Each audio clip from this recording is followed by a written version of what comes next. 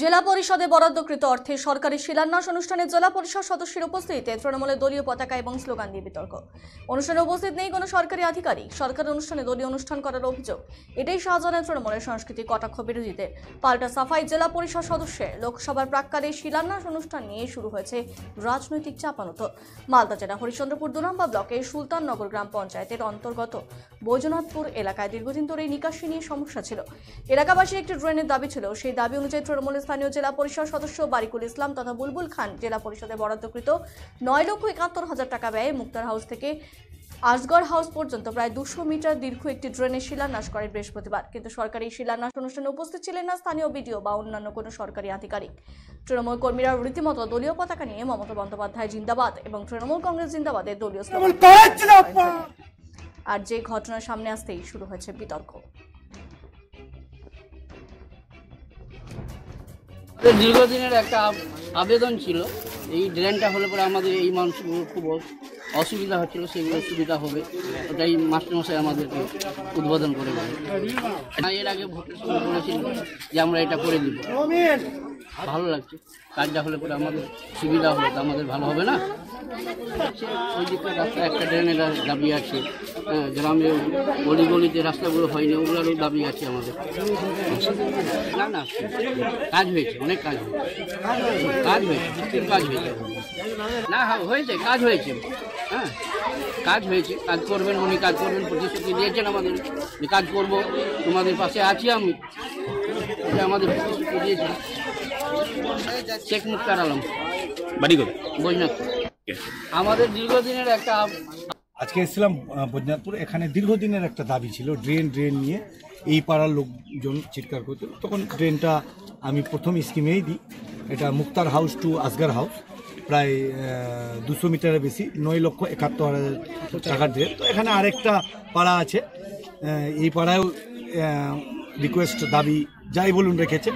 ওটাও আমাদের পঞ্চায়েত সমিতি আছে, এখানে পূর্ত কর্মাধ্যক্ষ। আমি বললাম ইমিডিয়েটলি এই ড্রেনটা করে দিতে হবে। ওই রকম কিছু হয়েছে, ছোটো মোটো ঘটনা বাদ দিয়ে কিছু পশ্চিমবাংলায় হয়নি। এবারও ফোর্স দিয়ে পঞ্চায়েত ইলেকশন হয়েছে, এটা তো নয় ফোর্স দিয়ে হয়। বেশিরভাগ বা নেতাগুলো তো জেল খাচ্ছে, এরা তো শিক্ষার অভাব আছে, এরা জানে না যে কোনটা সরকারি প্রোগ্রাম আর কোনটা দলীয় প্রোগ্রাম। এই সরকারি প্রোগ্রামে একটাতে দলের পতাকা নিয়ে মানে স্লোগান দেওয়া, এটা তো শিক্ষার অভাব। আশা করি এইগুলো প্রোগ্রামে করা মানে দলের পতাকা নিয়ে করা উচিত হয়নি। এটা সরকারি প্রোগ্রাম, সরকারিভাবে এটাকে উদ্বোধন করা উচিত ছিল। প্রশাসনকে সবাইকে নিয়ে সর্বদলীয়ভাবে সব রকম যারা আধিকারিক আছে সবাইকে নিয়ে প্রোগ্রামটা হয়তো করলে করে ভালো হতো বা হওয়া উচিত ছিল। শিক্ষার অভাবের জন্য এরা এগুলো করতে পারে না।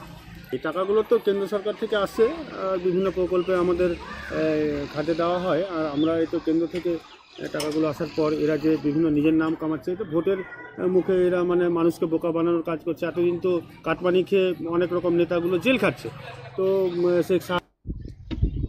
দেখুন, কোথাও কোনো সরকারি প্রকল্প যদি উদ্বোধন হয়, সরকারি হচ্ছে, সেটা কোনো পার্টি ফান্ডের টাকা দিয়ে কোনো কাজ হয় না, সরকারি কাজ।